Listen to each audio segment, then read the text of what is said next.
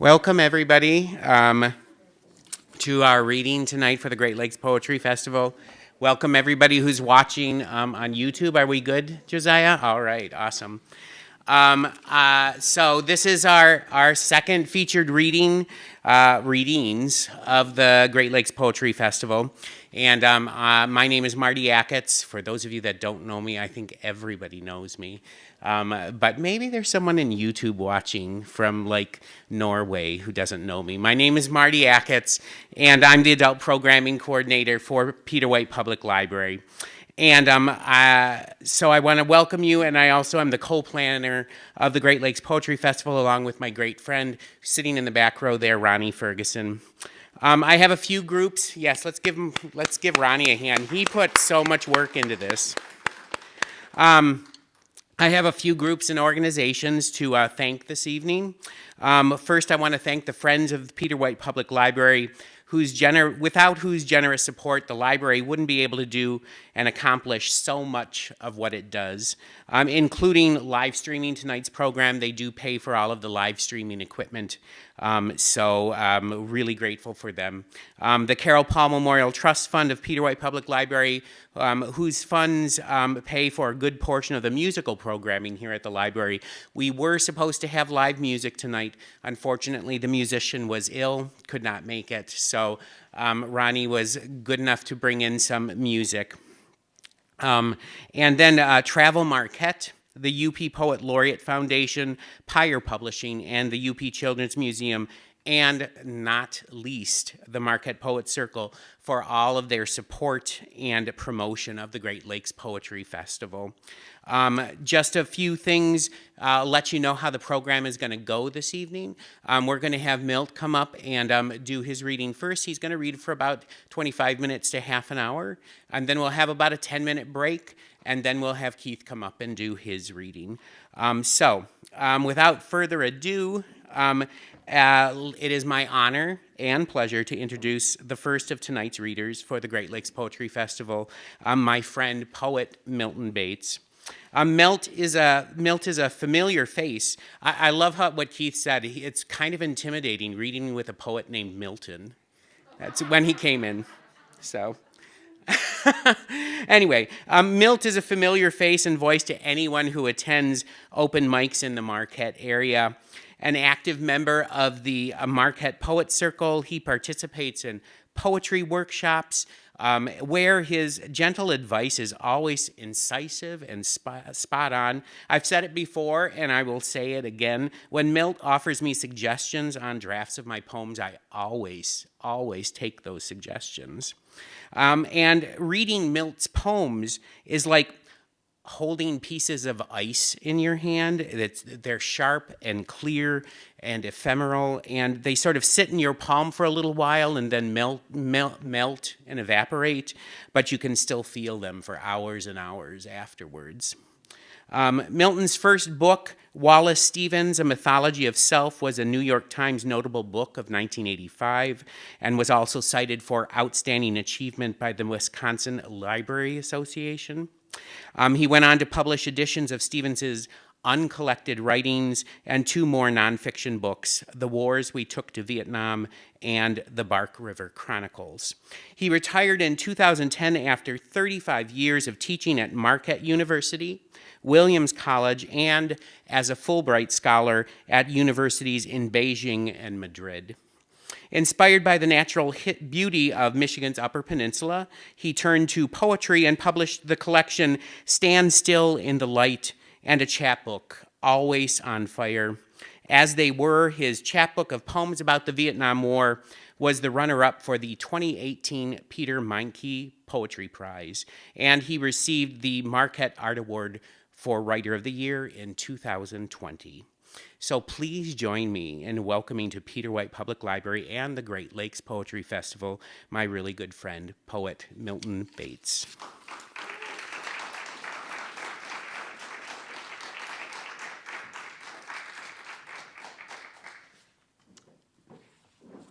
Thank you for that introduction, Marty. That was heartwarming. And the mention of Travel Marquette reminds me of one announcement I wanted to be sure to make. One of the gems of the Great Lakes Poetry Festival is a broadside exhibit, which is also not only sponsored by, but actually located in the Travel Marquette office. So if you're looking for it, it's in the kind of the west wing of Flagstar Bank. If you go in one of the entrances off of Washington Street, you'll see 20 different broadsides which combine poetry and photography, all in a 11 by 17 format, so it's a fairly large format. You can actually read the poems as well as enjoy the photographs. And it's just a nicely put together exhibit. A lot of unsung heroes in the Marquette Poet Circle helped to put that together. So it's a little bit off the beaten path. You would have to walk a whole block away from here to go view it, but be sure you do before it disappears. A second announcement, I hope that you will feel compelled to applaud after every single poem that's read this evening. But I urge you to suppress that urge and hold back until the very end, and then we can move along a little bit more expeditiously. Often audiences don't know quite what to do. Should I applaud or should I not? So this makes it clear. We'll do what we did with the previous reading with Kathleen Heidemann and Thomas Lynch, and we'll just hold the applause till a little bit later. So if you've brought overripe vegetables and rotten eggs, you can hold those indefinitely.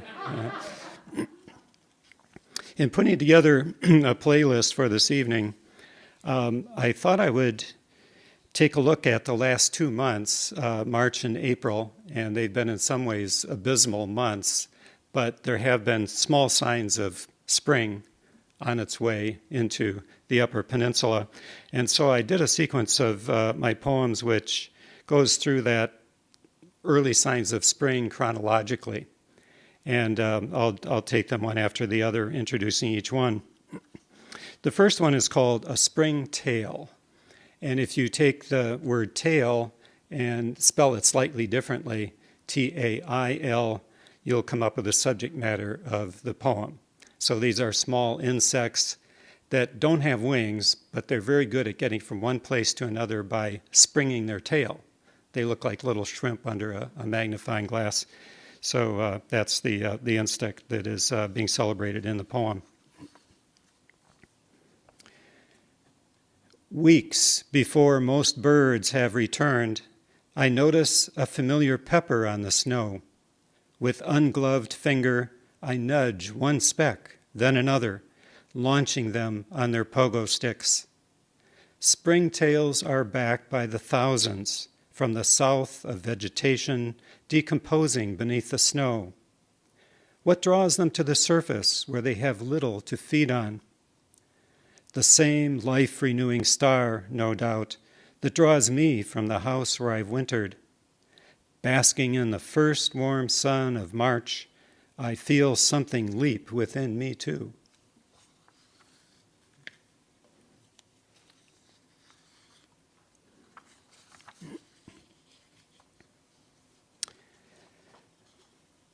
After the springtails come the breakup of the ice in Marquette Harbor and out into the lake, and this is actually a March poem, but this year it's going to have to be an April poem, I'm afraid. Everything is taking a little longer.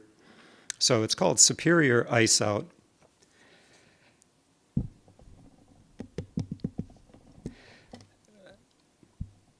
Living by the lake, we don't trust returning birds to tell us winter's over. We watch the ice and listen. For weeks, we've heard it whoop and detonate offshore, seen the plates it's piled into windrows. More docile now, it fractures quietly along its fissure lines. Water shows like ink between snow-dusted geometric panels, squares, rectangles, diamonds, trapezoids. Then a wind disturbs the slabs, smudging the neatly ruled lines. We look away, distracted for a moment by less momentous goings-on, then look back to find the landscape rearranged. The sheets are gone, replaced by what? Dragon scales, acres of honeycomb, Salt craters from a dried up sea. Freighter pilots call it pancake ice, making of our flesh-numbing lake a flesh-searing griddle. The cakes crunch and jostle, fizz and tinkle, their edges growing rounder as they socialize. That's our cue to creep from winter houses, to blink in the mid-March sun like hostages released.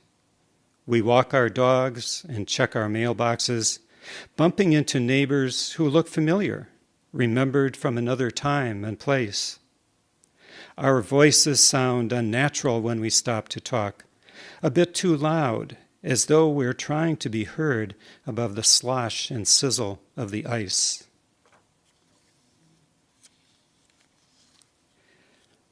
Last week was a big week for meltdown, at least on the road where we live. In places, the water had nowhere to go but on the road, so it was ponding everywhere, especially as the culverts started clogging up, and there was fairly widespread flooding in the area near rivers. This is about that, and it's called Thaw.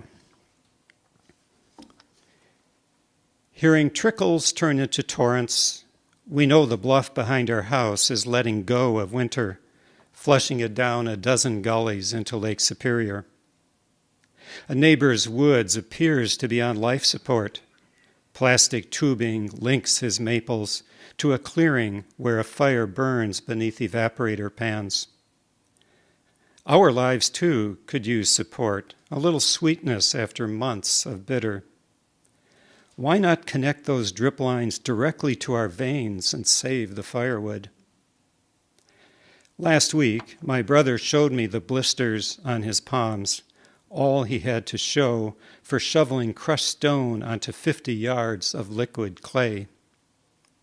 The frost is unimpressed by his exertions. It keeps welling up, turning his driveway into a truck trap. You and I have the luxury of nowhere in particular to go. Thaw, we say, drawing out the vowel as the sun draws vapor from the crusty remnants of snow in our backyard. We linger over coffee after supper, savoring the afterglow. Your hands lie relaxed and open on the table, as though to gather in what's left of daylight.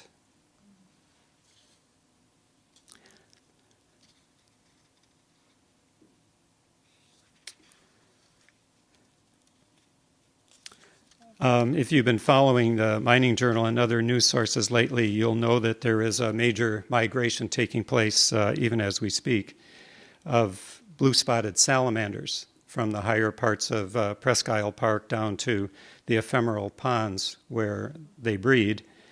And it attracts quite a few people and has over the years. Finally, an NMU student got the park to close off some of the roads after noticing that hundreds of these blue-spotted salamanders were being crushed each year on that migration.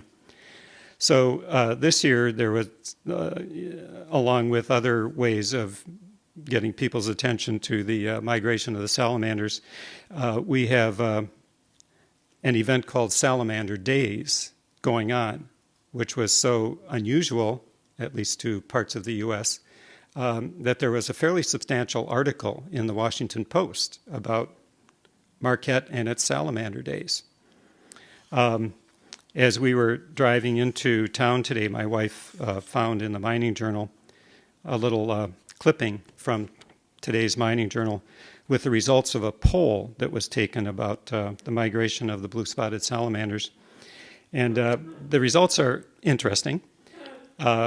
One of the questions was, have you viewed the migration this year? And the answer for 65+% people was no.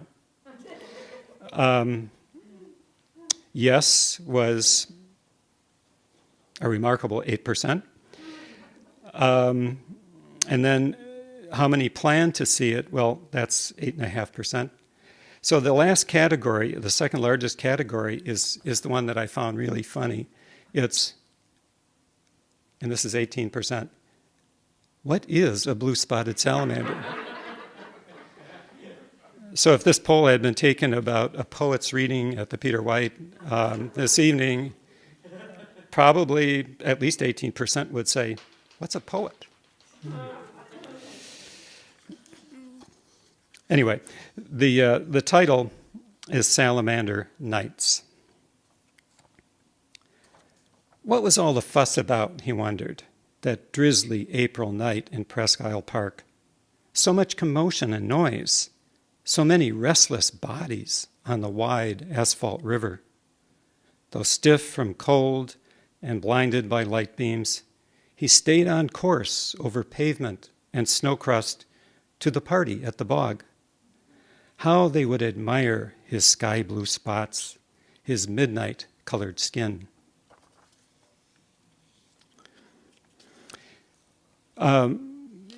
It seems like we shouldn't have snow still in mid-April, but this is a poem about two women who got stuck in deep snow in mid-April in 2015. It's called Missing Sisters Found Safe, and it's based on events that took place that April when two sisters from out of state went to visit a third sister in Ishpeming, and then they were to drive from there to Mackinac City, but they decided to take a detour and see Tequamanon Falls, and they got lost in the process. So they were gone for quite a while before they were found, and my poem takes up on the 13th day of their adventure. The sisters were sure it was a bear. Emerging hungry from its den in April, it must have smelled the Girl Scout cookies and cheese puffs. They locked the doors to their Ford Explorer and tried to sleep. At daybreak on day 13, the landscape looked nothing like the places they called home, Nebraska and Oklahoma.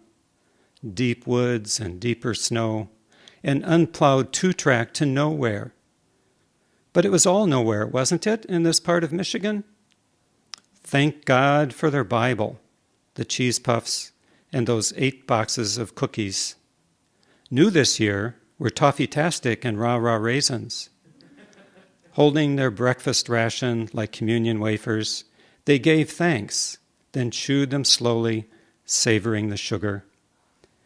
Maybe next year the GSA would issue cookies in their honor. Call them, what, Leslie Lee's? Assuming they survived, Lee and Leslie would vouch for their virtue in the field, claim they were the peer of Army MREs and NASA food pouches. Not that they'd ever tasted either. Just then, they heard a distant roar. The bear was back, or so they thought, until a chopper cleared the treetops. Well, it was about time. They stepped out to wave like those people on the TV news, stranded on their roof when a levee failed.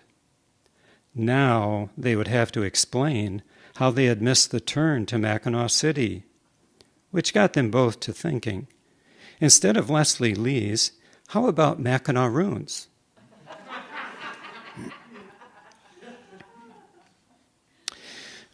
This poem is a sort of tribute to my colleague this evening, Keith Taylor, who has written so wonderfully of birds. In fact, his last major collection was A Bird While, taking a phrase from Emerson's writings.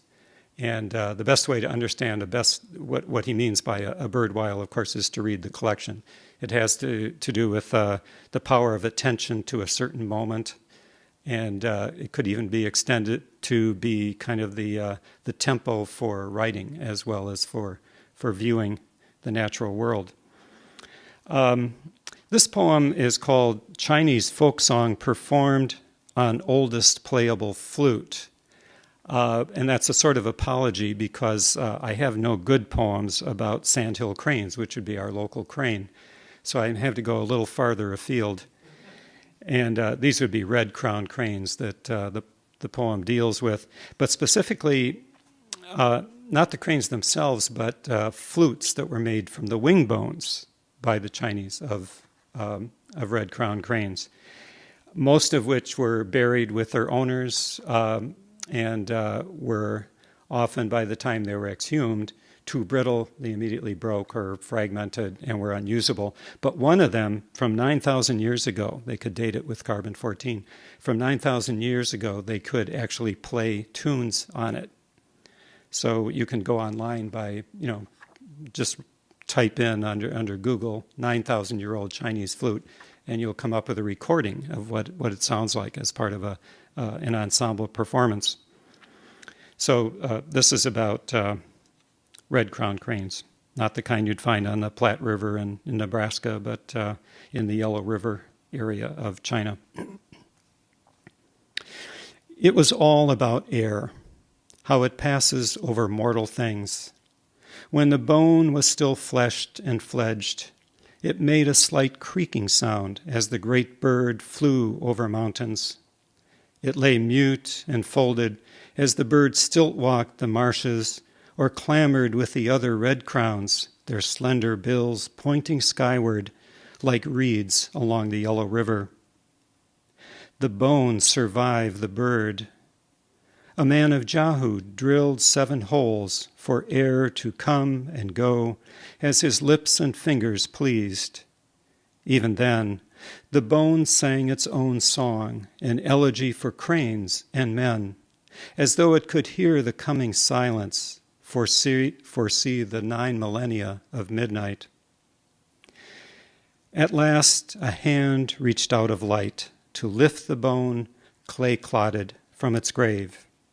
Soon it felt lips again and fingers, teasing air into tendrils of melody. It half learned and half remembered how little Cabbage missed her mother, especially in the spring, when the air was sweet with peach and almond blossoms. Okay, that's sort of the early spring, the March-April sequence of my playlist.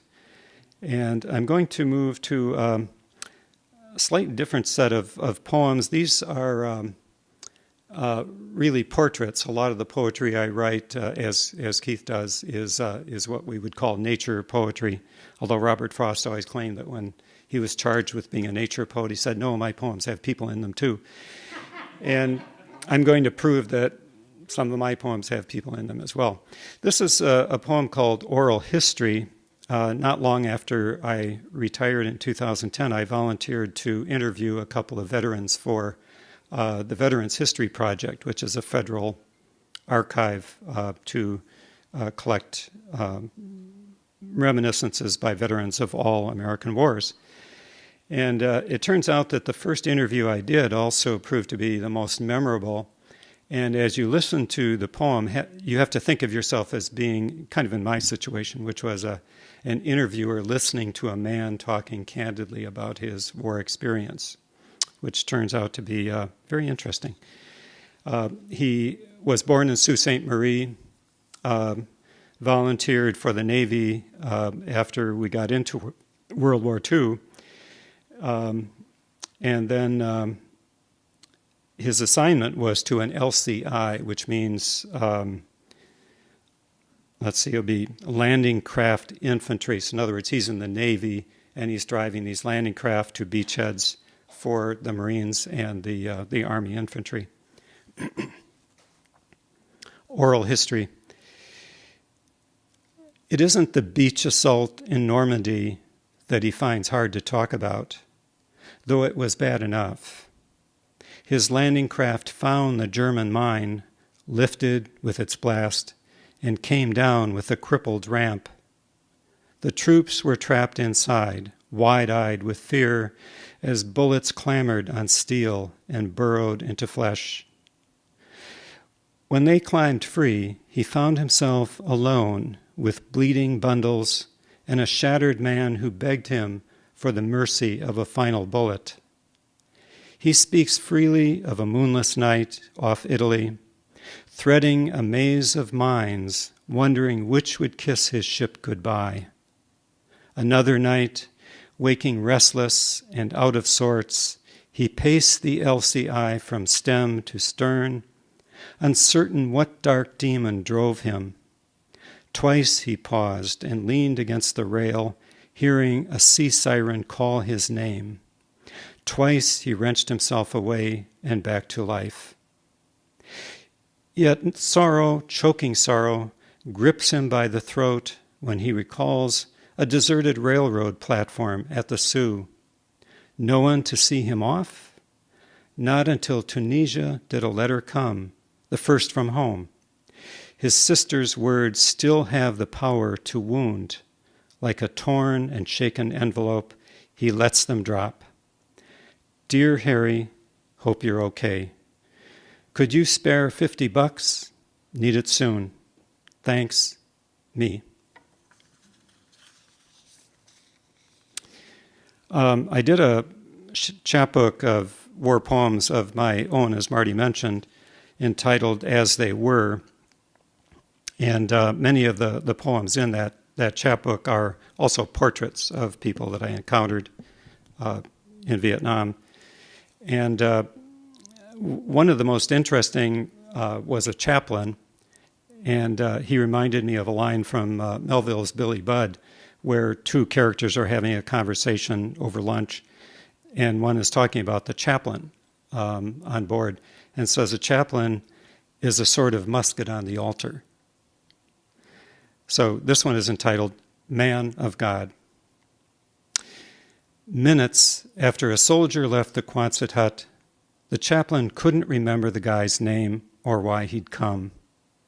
A skag or booze monkey on his back, a Dear John letter, a compassionate leave for a funeral, qualms about collecting VC ears, so mundane and so unlike the ministry he'd prepared for in the seminary, where he imagined himself a Jeremiah or Ezekiel, denouncing God's people for straying from the path of righteousness, a voice crying in the wilderness. But whom to cry against when his country anointed him to be not a prophet, but an officer and a gentleman? Captain's bars outshone the tiny cross on his lapel. It was his calling now to unsimplify the simplest of the 10 Commandments, thou shalt not kill. So he forgot their names and why they came to him, blotted out their faces. He patched up their troubled souls and sent them back to kill or be killed. It was the war, he told himself in doubtful hours, the war that made him do it.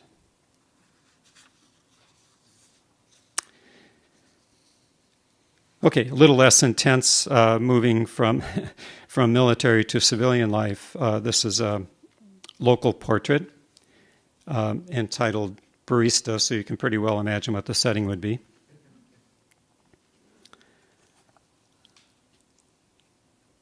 I go there mainly for the coffee, always hot and strong, though the girl who filled my cup was also worth the trip. Cheerful, chatty, cute, home from college for the summer. She must have overslept, I thought one morning, still befogged before caffeine, until I remembered the month. Of course, September, gone. Her replacement seemed relieved at the simplicity of my need, a red eye with no soda fountain infusions. She was new to the job, but not to life. The gray hair clasped behind her neck, the hands that drew the coffee from an urn, belonged to somebody closer to my age. It was the touchscreen register that derailed her. She grew flustered, then panicky. Take your time, I wanted to say. I've got all day. Everything will be all right. Instead, I looked away, feigning interest in a stack of Times on the counter. The world is not all right, the headline said. Never has been. When the touchscreen finally came around, money helped us pass the awkwardness. What I gave her, what she gave back in change, what I dropped in the tip jar. Business as usual. She would get what she needed from her job. I would get my red eye the next morning. We would pretend that coffee was all she had ever wanted to do, and everything really was all right.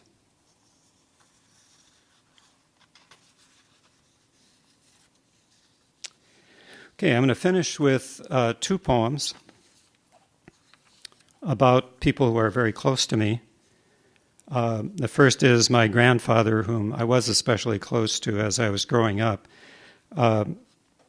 He was born in Kendal, England, in the Lake Country, which, of course, is immortalized by Wordsworth, and came to Michigan as a babe in arms. And this tells a little bit about the story of his life. It's called My Grandfather's Kodak. When you unfold that folding Kodak, number 3, model F, the lens and bellows come at you like a locomotive emerging from a tunnel. You wouldn't be surprised to see steam gushing from the viewfinder that sits like a smokestack above the lens.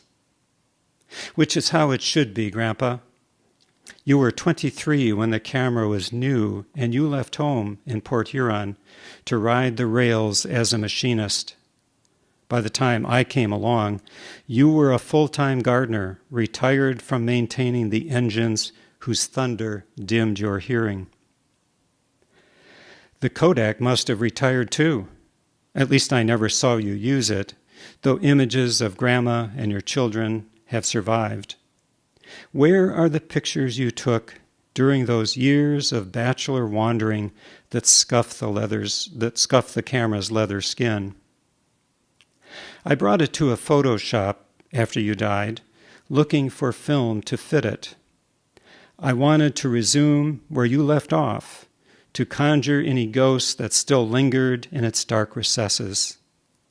The man released a latch and studied the string of patents stamped inside, ending in 1902. When he shook his head and gave it back, I knew another part of you was gone forever. Okay, and finally, this is a poem that indirectly is about our 50th anniversary, which my wife and I are celebrating in a couple of weeks. And I'm ready to sign on for another half century if she is willing. So it's a sort of a love poem, but it's a love poem not just for her, but also for the physical world in which we live. Okay, it's called Pact, P-A-C-T. So it's agreed then, whichever of us goes first into the unknown country will return and tell the other what it's like. We have always had each other to rely on, remember passports and boarding passes, decipher maps and signs in foreign languages. Whoever is first will go disembodied and alone into the next world, unschooled in its customs and currency, its weather and geography. The guidebooks give few particulars. Is it true that people there neither marry nor are given in marriage? Do they wake to mornings like this one, when fallen leaves are lightly furred with frost, when the air is crisp as bitten apple? If you go first and return as promised to the room where we reveled in the warmth of Goosedown on winter nights, if you stand beside our bed as though struck dumb, wavering between presence and absence, I will know what you can't bring yourself to tell me. Thank you.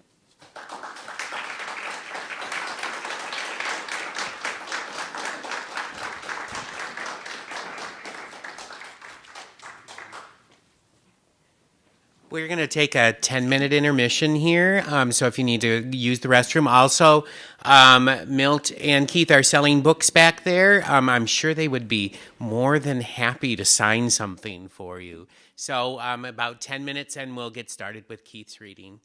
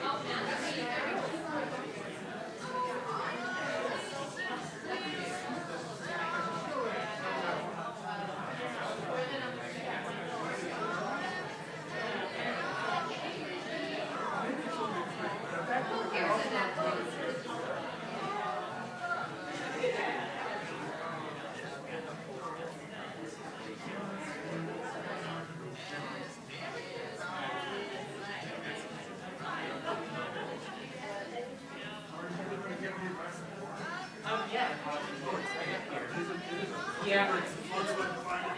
Yep, right underneath here. I got a picture. I'll pour you one right now. There you go. Just a second. Another minute or so.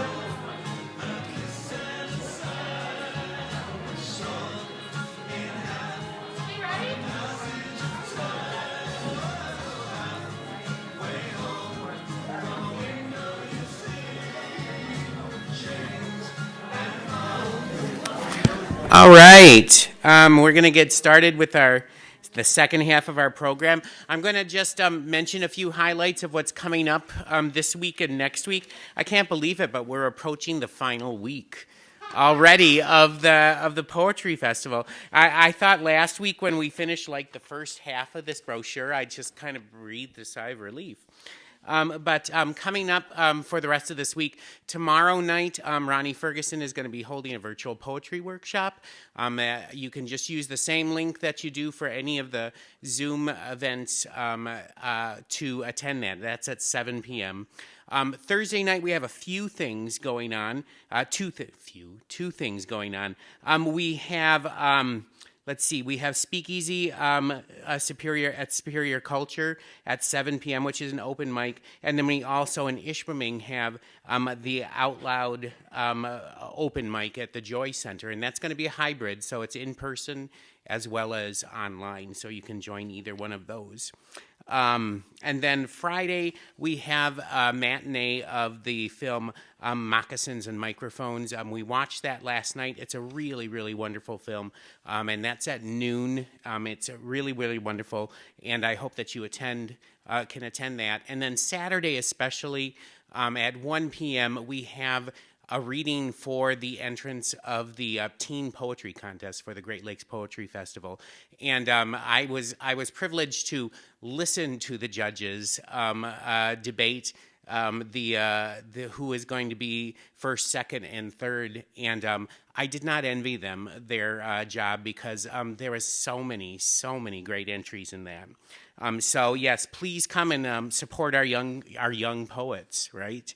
Because pretty soon we're going to be all old poets, and we need more poets, right? Anyway, let me introduce Keith. Oh, and Sunday. Oh my gosh, there's too much. There really isn't, but on Sunday at 7 p.m. at St. Paul's Episcopal Church, we have another reading. We have Lynn Domina and Cindy Hunter Morgan, who is going to be reading at St. Paul's. And there's going to be music by Carrie Yost at that event as well. It's going to be fantastic. So please come to that. And that will be also, I hate to say this because I think it discourages people from coming in person, but it will also be live streamed to YouTube if you cannot make that. Okay? And then, well, let me just talk about Monday anyway. Since I'm already here. Monday night, we have a screening of the documentary Bigfoot and Marty, which is a documentary that Ronnie Ferguson made, and I think that the title explains itself. So I don't need to talk about that. But it's about poetry, it's about Bigfoot, and everything in between those two. All right. So anyway, it is my profound pleasure, again, to introduce tonight's Great Lakes Poetry Festival reading by poet, essayist, critic, fiction writer, Keith Taylor. In the planning of this inaugural Great Lakes Poetry Festival, Keith's name was always on the top of the list of We Hope, as in, we hope Keith Taylor will be one of our featured readers. And his ties to the region, dedication to environmental conservation, breadth of publication, and dedication to the writing life make him one of the standout poets, I think, of the Great Lakes area. When I sent him the initial email invitation to be a reader, Keith's reply came within a couple hours. And it was, absolutely, Marty, it's open and I'll be there with bells on or whatever.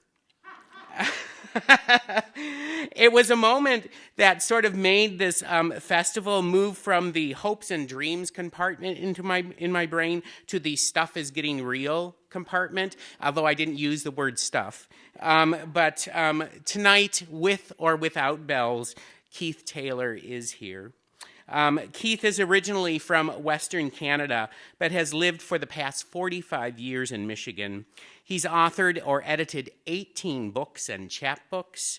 His most recent are Let Them Be Left from Alice Green and Company in 2021 and Ecstatic Destinations from Alice Green and Company 2018. And his last full-length collection, The Birdwhile from Wayne State University Press in 2017, won the bronze medal for the Forward Indies Poetry Book of the Year. His poems, stories, reviews, essays, and translations have appeared widely in North America and in Europe. More than 3 years ago, he retired from the University of Michigan, where he taught creative writing for 20 years. Before that, he had worked, I love this list, he worked as a bookseller in Ann Arbor for almost 20 years, but over the years he has also worked as a camp boy for a hunting outfitter in the Yukon, as a dishwasher in southern France, a house painter in Indiana and Ireland, a freight handler, a teacher, a freelance writer, the co-host of a radio talk show, and as the night attendant at a pinball arcade in California, which is probably my favorite. Taylor has received fellowships from the National Endowment for the Arts and from the Michigan Council for the Arts and Cultural Affairs.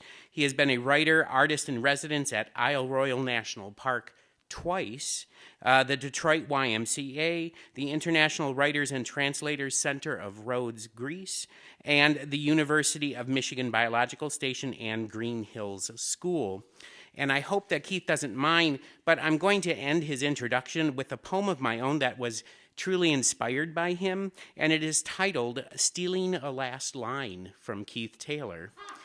And the last line comes from his poem From the Bluff, which is in his book Let Them Be Left, Isle Royale Poems. So this is Stealing a Last Line from Keith Taylor. Morning darkness, I stand ankle deep in snow. My dog noses through cold and white while I stare up at a moon veiled in winter cloud. The world shrinks, expands at once, as if we are the only two living beings left, my dog and me. As if we stand at some seismic moment just before the fatal comet crashes down or after the universe contracts into a tight fist that will blossom into creation. I know here at the cusp of dawn, everything will soon start to stretch and yawn. I see a flash of movement. A rabbit sprints to a berm of hibernating lilacs, disappears into the earth to its warren of waiting, hungry kits. I cannot believe our world is ending. Please join me in welcoming Keith Taylor to Peter White Public Library.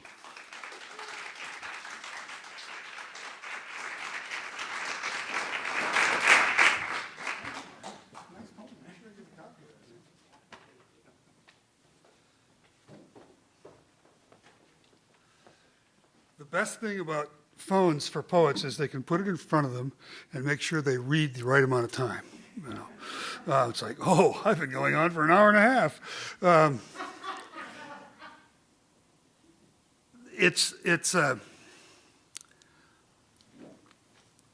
Well, you know, we do a set list. I have a set list for tonight, like Milton did. I hope it's still here. It is, and Tom Lynch and I did it last night after reading Beth Roberts' poems, and we put it together. It's on these little papers that say Thomas P. Lynch, Lynch and Sons Funeral Directors. That's my set list. But of course, you come into a thing like this and you see people that you've known for years, like Janine, people you know on Facebook. And the shock for me tonight was Lane back there. In 1998 or 1999, U of M started a program in modern Greek studies, and I'd always wanted to learn modern Greek. So they let me take it. And the first day, it's a big program now, tens of students. But then it was pretty small. There were these 6 18-year-old Greek-American women in the first row and me in the second. I was 45. So, it was, and we were together for 4 years. I have to admit, the first year I was the best student. By the last year, I was the worst student. So, I had things, life got in the way of learning Greek. But it was a lot of fun. These women became our babysitters. Lane just reminded me that she house sat our cat. This was fun. And I got to violate my playlist because I want to read this poem with people in it that she will know. And it's a poem. Well, of course, I didn't write down the page number because that's what you do. This poem ends on a Greek word. The Greek word for the sea, one of the most beautiful words in any language. Eleni, this is your final exam. Say the word. No, you can't even say Ithalassa?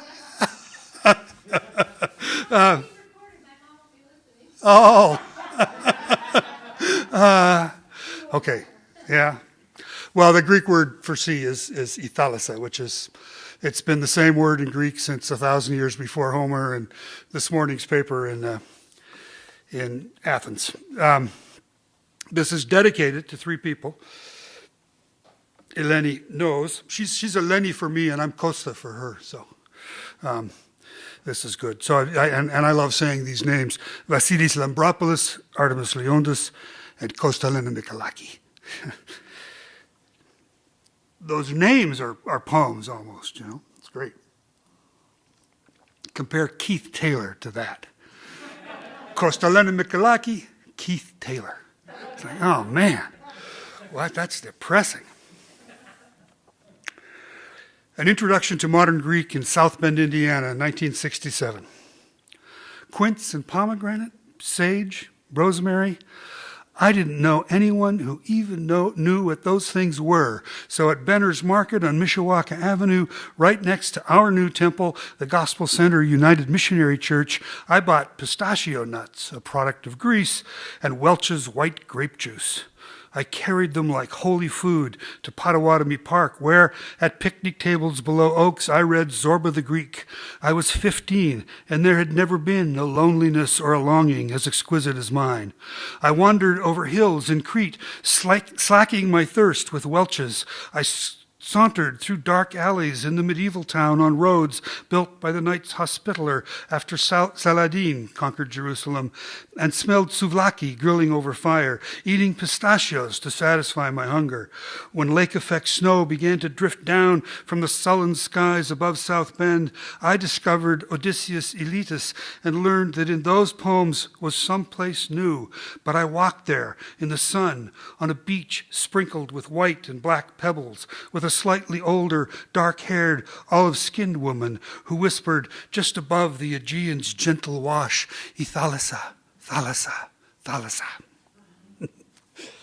So I wasn't planning on reading that one, so now I have to watch my time even more closely. So I'm thinking I'm driving up to UP through the snow, and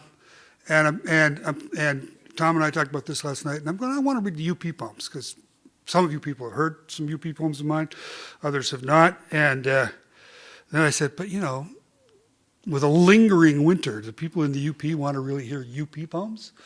Maybe I should read poems about Paris or roads or something, But I decided to read the UP poems anyway.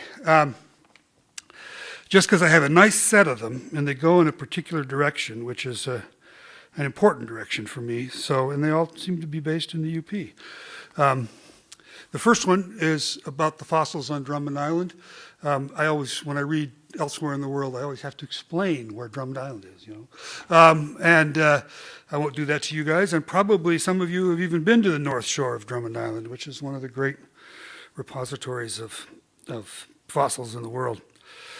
I taught at U of M's biological station for a dozen years, and I would take my class up there, and we would begin our discussion of Elizabeth Colbert's The Sixth Extinction while sitting on those fossils. And those fossils are from the late Ordovician extinction, which is the first of the mass extinctions.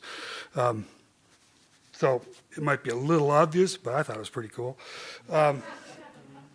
So, tiny little poem, Drummond Island Fossils. Take the ferry east out of Detour, then drive up across the Alvar Plains to a path that leads you to the shore. There, rock ledges step down to the lake.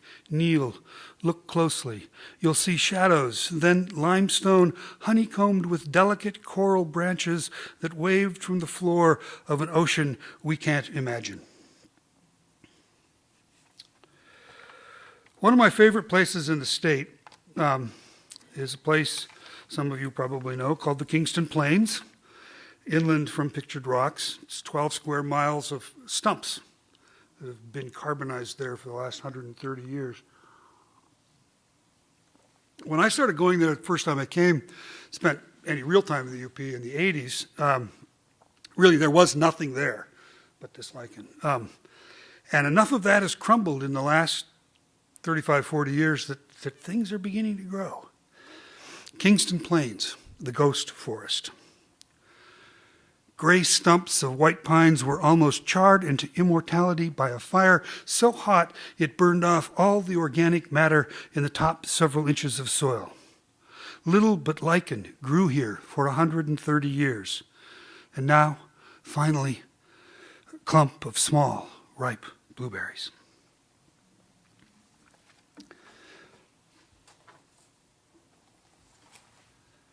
And a place you would know, it's a little easier access. Kitchitty-Keepy, the Great Spring, down by Manistee.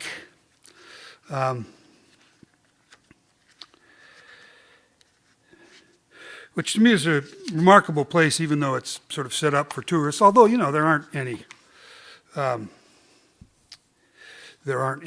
souvenir. Well, I guess there's a little souvenir shop where you can get some ice cream, but it's not overly touristed.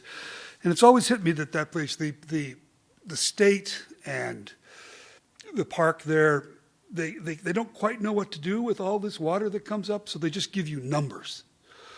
10,000 gallons a minute. It's always 45 degrees. It's like, but people aren't responding when they're there.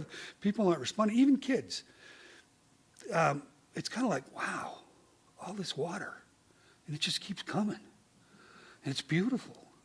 What did we do to deserve it? The numbers at Kitchitty-Keepy. Big Spring, mirror of heaven. 10,000 gallons a minute. Shoot up through sand, clear, pure, 45 degrees all year long. Nothing we can do will earn it. The largest spring on the lake or the world, no one's sure. We are made of this. The blue pools 40 feet deep, lake trout and rainbows below us look to be a yard long, swimming above the bottom. Moss on cedars at the edge muffles the noise our children try to make. Let's see if I can make it through this one. If I can't, I'll stop. I'm probably not the only old man in the room who has found himself getting Lynch calls it roomy-eyed. I'm getting very sentimental in my old age, and I got a bunch of poems that some of you may have even heard me read before that I cannot read anymore. It's like, you don't want to start crying in a bunch of strangers, and I happen. And this poem is like that. For all of you writers, and certainly all of you young writers in the room, this is a lesson of something not to throw away your poems. I wrote this poem in the early 80s. And then just put it away. I might have sent it out a couple times, but I don't remember. And then a friend, David James, whom some of you know, found this newsletter we did back in the 80s, pre-computer, where we all sent poems to each other. 10 of us anyway, and this poem was there, and I was like, ooh, I kind of like this poem now. So I hacked out about 20 lines and ended up with this poem, which to my mind is in the line of those poems from the UP, although this particular place is down just north of Manistee. Three Springs. Up where forests have pushed back through fences, belief comes more easily, comes sometimes for us, despite all our learning, even as it comes for that man we both love.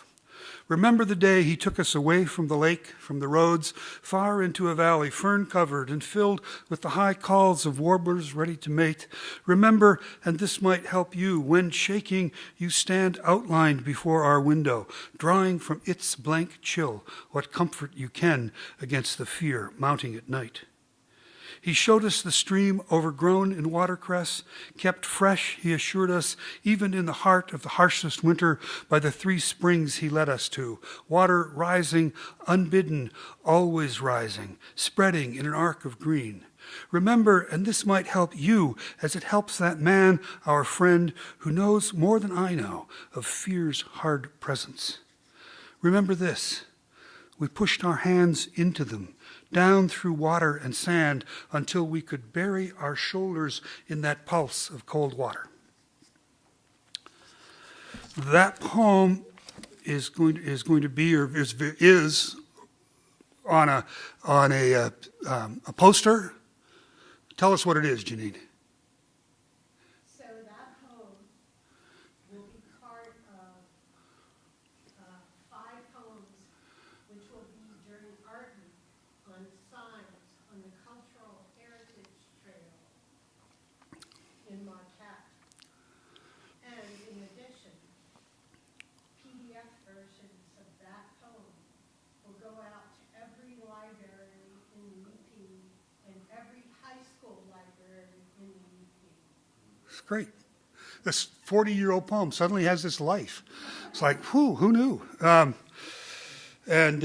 So anyway, that's fun. So Janine did that, and your poet laureate, Matt Siegel, E. Bartley Siegel. Let's see. Okay, well, I'm going to skip page 2, and I may come back to it. So we'll see where I am at the edge of page 3. I want to read you at least a couple of poems from a book that will be out in the fall of 2024, so don't hold your breath. There are some poems that definitely, the book will be called What Can the Matter Be? And yes, the first poem is called Johnny's Too Long at the Fair. It's COVID-y. It starts out COVID-y. And goes somewhere else, I hope. Johnny's too long at the fair. Oh dear, what can the matter be? I haven't been outside in months. From the window, I watch chipmunks piling up dirt from the holes they've dug through the yard. At night, I see the shadows of foxes and coyotes slink into the back lot. Raccoons growl and howl outside my door. Oh dear, what can the matter be? I haven't seen any cars on the street for days, just thin young people running, wearing bright, tight clothes, hats pulled down to their eyebrows, and masks up past their noses. Oh dear, what can the matter be? My neighbor left a note on the door saying people are marching on Main Street, carrying signs and dancing across the yellow lines. I keep watching my window, but they haven't come by here yet. Oh dear, what can the matter be? I was in a conversation with some people at U of M, and somebody said, well, the worst thing about COVID is that we're going to have to deal with all these poems by old white men sitting in windows. I just want you to know I wrote poems sitting in windows even when I was young. In the study, he spends more time in his reading chair than at his desk. Truth told, he spends most time in that chair before the window, looking out at the backyard drama. He's seen the hawk that eats small birds fly in just before the slightly larger hawk that eats small mammals. Watching them makes it easy enough to kill an afternoon. He watches his wife gardening, smiling sometimes. She looks happy, and he wonders if she would be happier still if, a lifetime ago, she had married a different man.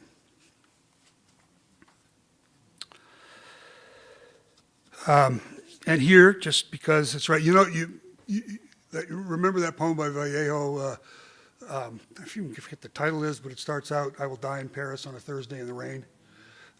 Eric Torgerson, who used to have a place up north here, between here and Big Bay, started a poem, I will die on Saturday in Lake Superior. So I wanted to do one of those poems. A cold day in April. Chances get better every day that when I come to die, it will happen in this chair, before this window. It might even happen on a day in April, a cold day after weeks of warmth that brought out blossoms on the redbud and enough flowers on the serviceberry to shield the view of this corpse from my neighbors to the west. The day will have rain clouds moving through quickly, leaving behind just a few drops to catch the occasional ray of light that breaks through the dark.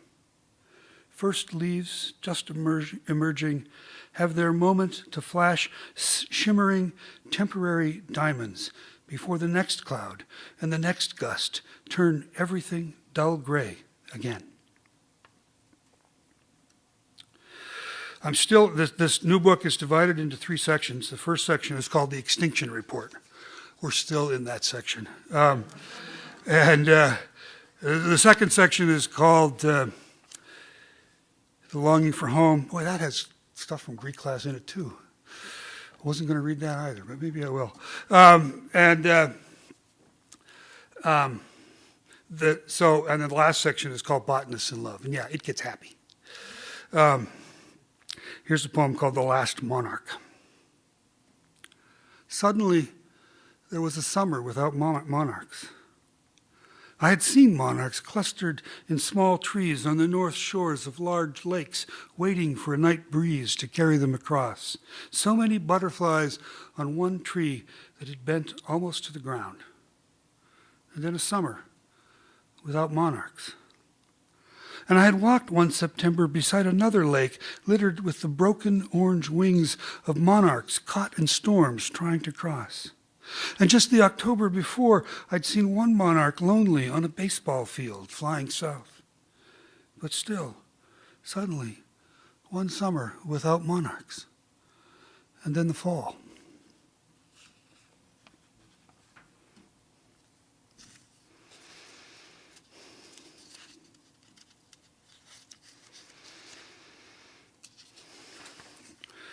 It's impossible to remove ourselves. Responsibilities.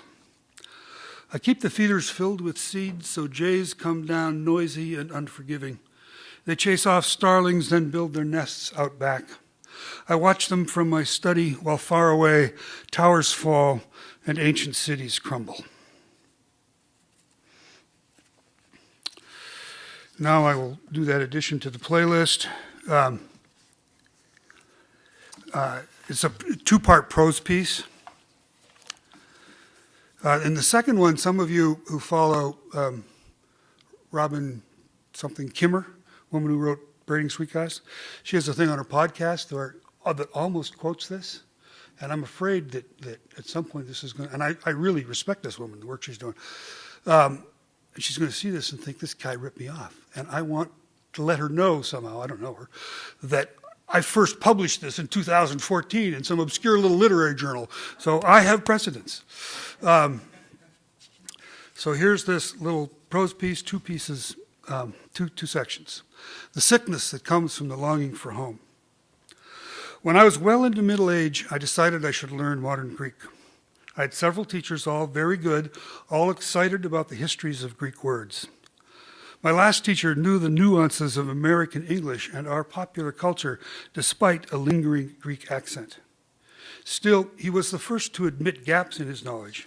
In one lesson, he got excited about nostalgia.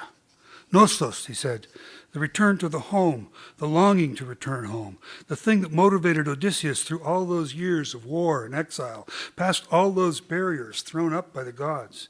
And algos, pain or sickness, not quite the same word as the root for allergy, but you get the point. Nostalgia, then, is the sickness that comes from the longing for home. What a beautiful word. It describes an essential emotion like no other word I know. But, I interrupted, to us, the word nostalgia has taken on pejorative connotations. You know, a kind of sloppy sentimentality about a past that never existed. Nostalgia? Sloppy sentimentality? Never. It is the sickness that comes from the longing for home. Nonetheless, I said, it's not a word we use seriously very much, at least not about a genuine emotion. But what? He said. And he looked more hurt and puzzled. What then do you call the sickness that comes from the longing for home? 2. You were in that class. You may not remember it, but I wrote a poem about it. 2. Over 50 years ago, when I was living my bohemian years, hitchhiking through Great Britain, Ireland, and France, finding work wherever I could and accepting it gladly for food and lodging, sleeping in barns, ditches, youth hostels, or in caves down along the Mediterranean, I would play a little game with the freaks and hippies I found myself staying with. A few of them were North Americans, but most were from Europe or Australia. Occasionally there would be a wanderer from Czechoslovakia, Japan, or Korea. Every one of these young people, all of us languidly searching for the fringe, seemed to share some version of one bit of folk wisdom, no matter what our mother tongue. A rolling stone gathers no moss. But we seemed to understand it in radically different ways. Those differences may no longer exist. It was a long time ago. Now, in North America, the children of the flower children are staring into middle age, and the attitudes of American popular culture have moved much further into the world than they once did. Even back in the day, the evidence from the game I played could only have been considered anecdotal. Still, back then, every North American I asked, when they heard or thought of a rolling stone gathers no moss, understood the stone as the positive element in the phrase, bravely rolling into some unknown future, freeing itself from that sticky moss. And everyone else, even most of the Australians, understood that the moss was the positive element. The poor stone was to be pitied, never having the chance to collect any of that good moss that grows around home.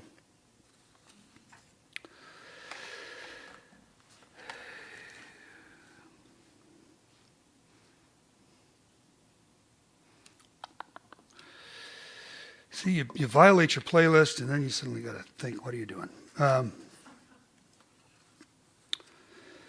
Yeah, I'm going to do a couple of these.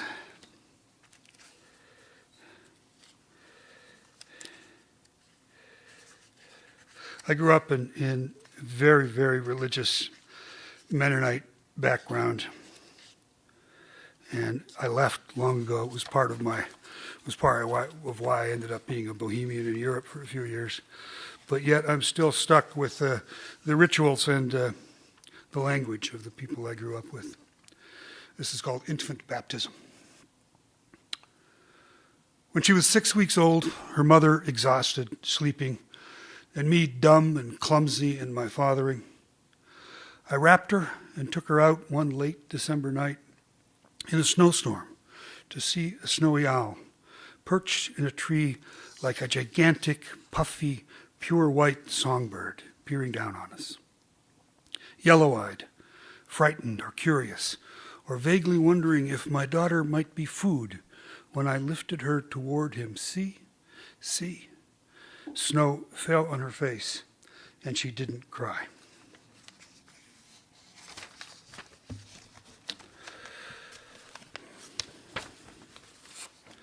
It's another fairly new one. Just seems right that getting towards the end of my reading, I read some more poems about snow, right? Just in case you're feeling nostalgic. This is called Shadow Blue. Sure, you can call it lonely out there along the unpaved roads in the back corners of the county on a Sunday afternoon in February. A flock of horned larks picks bits of salt or gravel kicked up by snowplows. It does look a little lonely. Cornfields grown bigger after harvest stretch up over low hills, white and smooth under fresh snow, unbroken by deer or snowmobile. So if you want to, you can call it lonely. But it's the best kind of loneliness when the late sun casts shadows from maples or hedgerows, blue shadows, but a blue like no other, a blue without a name, a dark, smoky blue growing darker across the snow as the sun falls.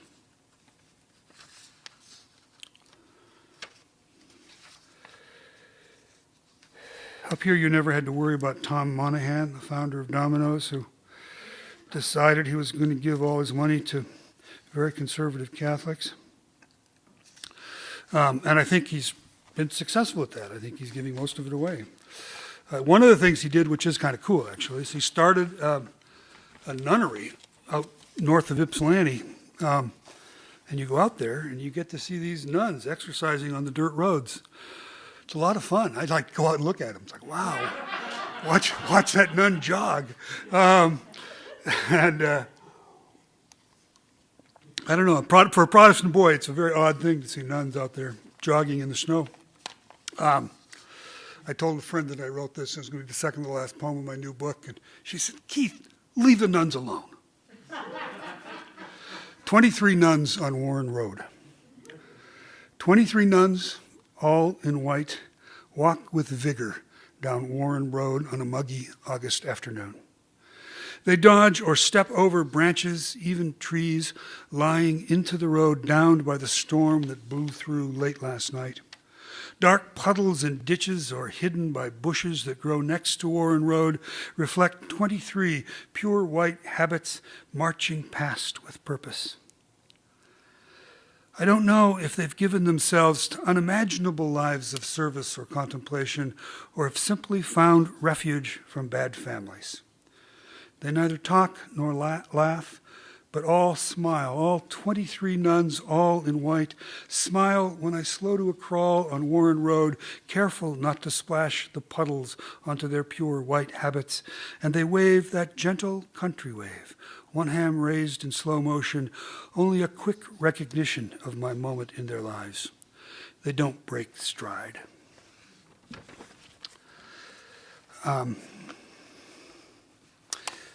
I've got time for at least one more. I want to read the poem that Marty stole my line from.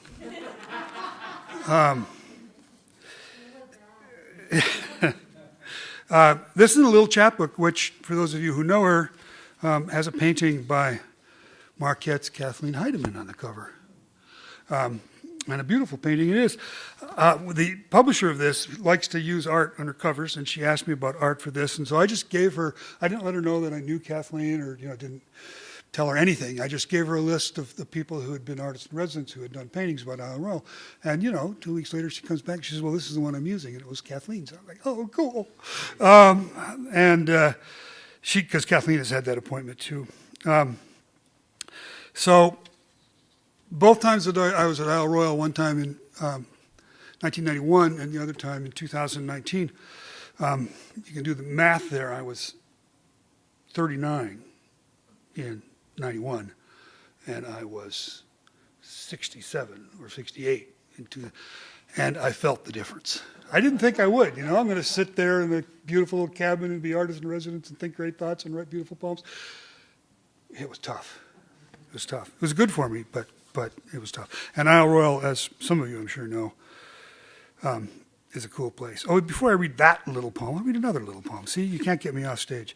And again, those of you who put together chapbooks have probably experienced, oh, there's that little poem. I don't think that much about it, and I'll put it in. And and then you put it in, and it's the one everybody likes. It's the only one anybody, comments on. 4 lines long. Bushwhacking. Scratches on both arms and a gouge across my head. I feel better than I've felt in months. And here's From the Bluff, which is the view that Kathleen has painted. You can't see it, of course, but if you glance at the book afterwards, you'll see it. And this is where Marty found his last line for his wonderful poem. From the Bluff. On warm days, seen from the bluff, down across the bay and the islands, everything's blue with delicate bands of green. Dragonflies swoop in, gulls call, loons float past. I wait for the eagle to dive to water and stretch its talons in to grab a fish, and stretch its talons in to grab a fish, and then roost above the nearest island. Here, alone, in all this space, I cannot believe our world is dying. And here's a poem to end.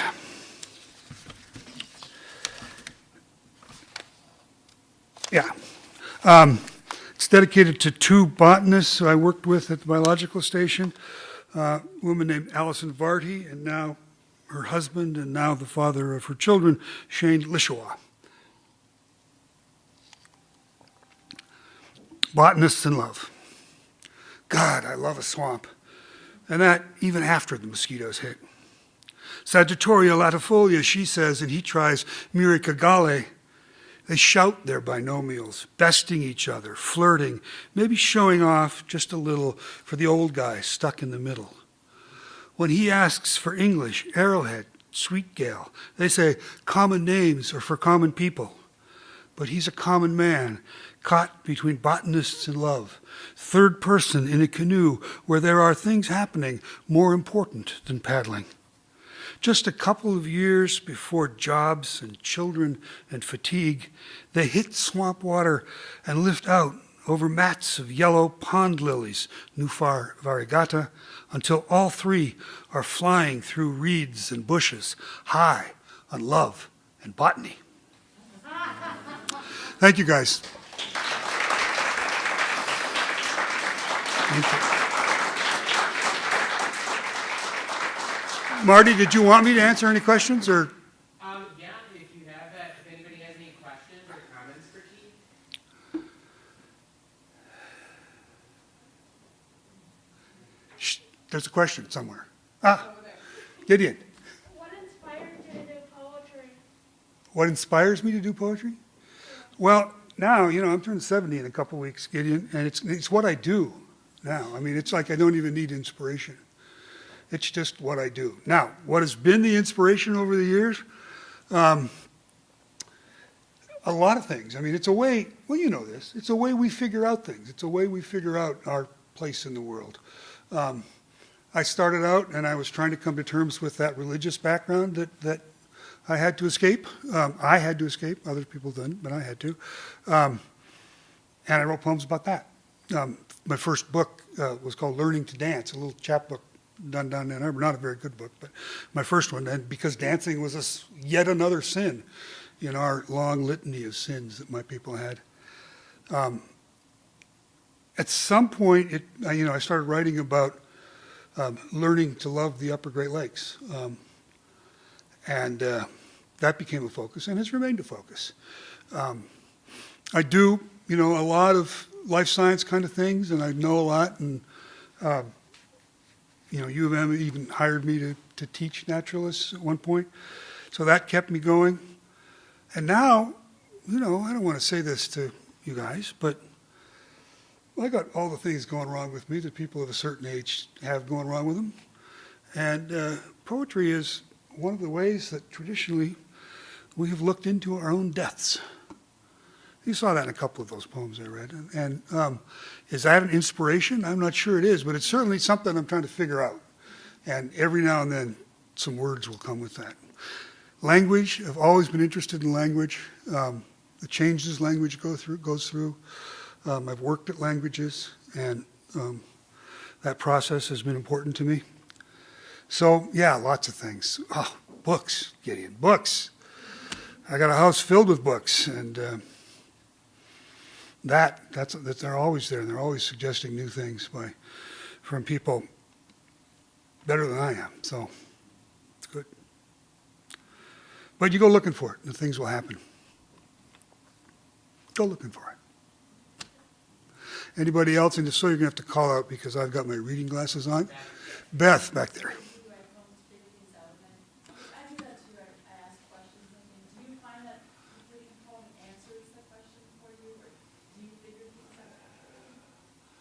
there are certainly times when I've had to look stuff up and questions get answered. But the kind of, what is that kind of questions? I got a couple here that I've never, I mean, so the poem becomes a process of discovering what that thing is. Oftentimes, usually I think, maybe the poem does not provide an answer, but the the process of thinking about that, finding the things that cluster around it in my lived experience, that helps. There's a poet downstate, old guy now named Jack Riddle, some of you may know Jack. He and I were at a conference many years ago now, and somebody asked, what is beautiful in poetry? And I went off in some smart-ass rant about, that's the wrong question. What is beauty might be closer to, stupid. Because poetry, can poetry heal? That was the question. I go, no, poetry can't heal. I'm still going to have bad knees, Poetry doesn't heal, And Jack, in his sweet, Jack's been old since he was 30, Jack, he put up his hand, he said, well, I may not have been healed from poetry, but I have been consoled. And it was like, oh, Jack, you are so much wiser than I am.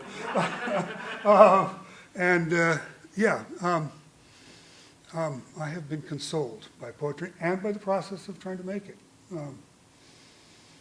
It's not healing me necessarily, but it is consoling me. It's making things more bearable. Whew. Is that you, Janine? Would you talk a little bit about the relationship between poetry and visual art? And what? Visual art. Well, yeah, that's been real important to me. And again, that was partly because I come from people who didn't know art or value art. And I had to start learning that on my own after we moved to the States. And I would sneak off on Saturdays and ride the South Shore Railroad to Chicago to go to the Art Museum, which I found out just recently that my new buddy Diane Seuss did the same thing. She came down from Niles and got on the train. Same train, a little electric train called the South Shore. So it's become very important to me. And then, the years I lived in France, it was, every day I could get into a museum for free, I went.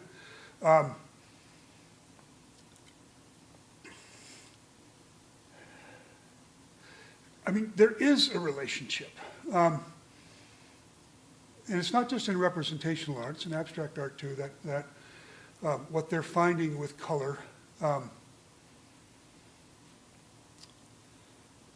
and what we find with words or try to find with words. Yeah, it's very important to me. And those of you who are my friends on Facebook, or you can look at me. I just put a thing on my Facebook page before I came up here. I did a little poem, 9-line poem, called Sea and Rain, Lake Michigan after Whistler. There's a painting in U of M's art gallery by Whistler. It's mostly an abstract, except there's one ghostly little figure down there. So I did this poem years ago, but it got published on the Academy of American Poets sites, which means 350,000 people saw it. And so the poem goes out there in places you don't know and you can't imagine. There is a Syrian artist named Khaled Al-Sa'i who lives in Dubai, who is apparently obsessed with the Great Lakes. He's never been here. Just the idea of all this fresh water, He had that poem translated into Arabic and then used the letters and the words from the Arabic to paint this painting that looks like a squirrel and kind of has an abstracted dancer in the middle of it too. It's going to be at U of M Art Museum in October, in June. And then U of M, the land acknowledgement stuff we're always trying to do now, commissioned the Anishinaabe poet Margaret Newden to translate that poem into Anishinaabe Moan. So the poems with this painting, my poem in Arabic and in Ojibwa, they're all going to be there in the Art Museum. And that just feels so right to me. Now, can I say why that feels right? Plus, I wrote the poem off of a Whistler painting, which is also in that museum. It's these connections that happen through art and various kinds of art. yeah, I think that's important, and I think that makes, and it's almost dumb luck when it happens, it's not anything, you can try to plan it, you can do, set up collaborative things and try to make it happen, and I've done a lot of that, and sometimes it's worked, and sometimes it's been kind of silly. But when it happens on its own, which of course, the more work you have out there and the older you get, the more often it happens, because, who knew my poem was being read by some nutty artist in Dubai who's nuts about the Great Lakes, It's like, how cool is that? I'm going to meet him, but he doesn't speak English. I don't know how he worked its way through my poem, but it's a short poem. So yeah, I got a lot of, just when I worked at U of M, my office was in Angel Hall, which is the big neo-fascist architecture right there in the center of the campus. And the art museum's right next door. And when I got burned out, or when I got sick, or when I really wanted to avoid students, I could go to the art museum. And that was cool. And so I've got 7 or 8 poems that come out of that U of M art museum. It's a little, it's a good university art museum, but it's a little one. So you can really quickly get intimate with the art that's in there. So that's been very important to me. And I've done a bunch of stuff with the museum, and we'll do this thing in June. Again, it's not very articulate, not really an answer to your question, but I'm not really sure I can. It's one of those things I feel. Eleni's got a question. I got to take a question from her. I do remember that nostalgia conversation, but I was 19, so it didn't mean anything to me. I won't hold it against you. Yeah, but I'm older now, and I'm wondering, when you look at or read the writing you wrote when you were young, when you were in your 20s, and do you feel any certain way about it? Do you feel connected to that person, or does it feel? Sometimes not. But this is, again, for all of you writers, and particularly the young ones, don't throw anything away. Don't do some Sylvia Plath thing where you go out and burn all your work before you were 21. Don't do it, because that's your work. Even if you are no longer the same person and have no relationship to that work, you go back to that work and do whatever, collage it, break the words apart, play with it, but it's still your work, and you can have access to it. And that poem that Janine and Matt put on that poster, or whatever it is, the fact that poem is so long ago. I haven't told my wife that I published that, and of course it's about her anxieties, and I'm wondering how she's going to react. But it's so long ago that who knows? But so I've done this. I'm trying to. We moved to the States when I was 13, 14 or so. And I ran away when I was 16. And I have the journals I kept while hitchhiking across Canada in November to go to the Rocky Mountains. And it's just a 16-year-old boy doing all those things 16-year-old boys don't think about in 1968. But it's kind of cool. And nobody else is going to do anything with that. And maybe I can. I don't know. It hasn't happened yet, but it's on my desk. I've been looking at it. So yeah, that childhood stuff is, Rilke goes on and on about, the childhood, your childhood is the one thing that you have that nobody else can share. So that's the place to go to find your work. And if you wanted to be a writer at 14, your childhood is right there. You can find it. Are we good? Yeah, I think so. Okay, thanks, Marty. Thank you, everybody.